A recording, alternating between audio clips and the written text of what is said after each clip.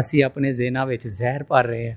Social media 'ਤੇ information ਦੀ ਭਰਮਾਰ, ਬੇਸ਼ੁਮਾਰ ਚੀਜ਼ਾਂ ਅਸੀਂ ਰੋਜ਼ਾਨਾ ਵੇਖਦੇ ਹਾਂ, ਜਿਹਦੇ ਵਿੱਚ ਸਾਡੇ ਵੀਡੀਓਜ਼ ਨੇ, ਜਿਹਦੇ ਵਿੱਚ ਪੜ੍ਹੇ ਕੁਛ ਤਹਿਰੀਰਾਂ ਨੇ, ਜਿਹਦੇ ਵਿੱਚ ਕੁਛ ਅਲਫਾਜ਼ ਨੇ ਜਿਹੜੇ ਅਸੀਂ ਸੁਣਨੇ ਨੇ, ਅਤੇ ਇੰਨੀ ਭਰਮਾਰ ਇਨਫੋਰਮੇਸ਼ਨ ਦੀ, ਔਰ ਅਸੀਂ ਇਹਨੂੰ ਬਾਰ ਵੇਖ ਰਹੇ ਹੁੰਦੇ ਹਾਂ। ਥੋੜ੍ਹੀ ਦੇਰ ਦੇਖਣ ਤੋਂ ਬਾਅਦ ਫਿਰ ਨਹੀਂ, ਫਿਰ ਇੱਕ ਨਹੀਂ, ਫਿਰ ਇੱਕ ਨਹੀਂ, ਅਤੇ ਇਹ ਜਿਹੜਾ ਸਿਲਸਿਲਾ ਹੈ ਇਹ ਸਾਡੇ ਦਿਮਾਗ ਦੇ ਉੱਤੇ ਜਿਹੜਾ ਨਾ ਉਹਦੇ ਮੁਖਤਲਿਫ ਕਿਸਮ ਦੀ ਇਨਫੋਰਮੇਸ਼ਨ, ਮੁਖਤਲਿਫ ਕਿਸਮ ਦੀ ਚੀਜ਼ਾਂ ਦੀ ਉਹ ਇੱਕ ਇਮੇਜ ਬਣਦਾ ਜਾ ਰਿਹਾ ਹੈਗਾ। ਅਤੇ ਇਹ ਜਦੋਂ ਸਾਰੇ ਇਮੇਜਸ, ਸਾਰੀ ਜਿਹੜੀ ਇਨਫੋਰਮੇਸ਼ਨ, ਸਾਰੀਆਂ ਚੀਜ਼ਾਂ, ਇਹਦਾ ਜਦੋਂ ਪਲੰਦਾ ਮਿਕਸਚਰ ਇਕੱਠਾ ਹੋ ਕੇ ਸਾਡੇ ਦਿਮਾਗ ਦੇ ਉੱਤੇ ਇਮੇਜ ਬਣਾ ਲੈਂਦਾ ਅਤੇ ਫਿਰ ਉਹ ਸਾਡੇ ਲਈ ਜ਼ਹਿਰ ਬਣ ਜਾਂਦਾ। ਅਤੇ ਉਹ ਜ਼ਹਿਰ ਤੋਂ ਸਾਨੂੰ ਬਚਣਾ ਚਾਹੀਦਾ ਹੈ।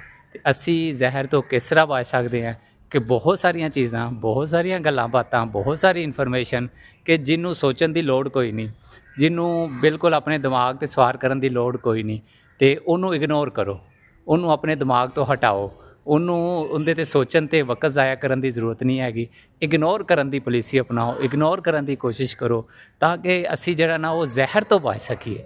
ਨਹੀਂ ਤਾਂ ਇਹ ਜਿਹੜਾ ਜ਼ਹਿਰ ਹੈ ਇਹ ਫਿਰ ਸਾਨੂੰ ਲੈ ਦੇ ਜਾਏਗਾ, ਅਤੇ ਔਰ ਜਿਹੜਾ ਨਾ ਸਾਡੇ ਲਈ ਇੰਤਹਾਈ ਖਤਰਨਾਕ ਸਾਬਤ ਹੋਏਗਾ। ਅਤੇ ਲਿਹਾਜ਼ਾ ਇਹਦੇ ਤੋਂ ਵੀ ਬਚੋ, ਅਤੇ ਇਹਦੇ ਨਾਲ ਅਗਰ ਤੁਸੀਂ ਵਾਕ ਔਰ ਐਕਸਰਸਾਈਜ਼ ਕਰਦੇ ਰਹੋ ਅਤੇ ਫਿਰ ਇਹ ਜ਼ਹਿਰ ਦੇ ਅਸਰਾਤ ਵੀ ਕਮ ਹੋ ਸਕਦੇ। Thank you very much.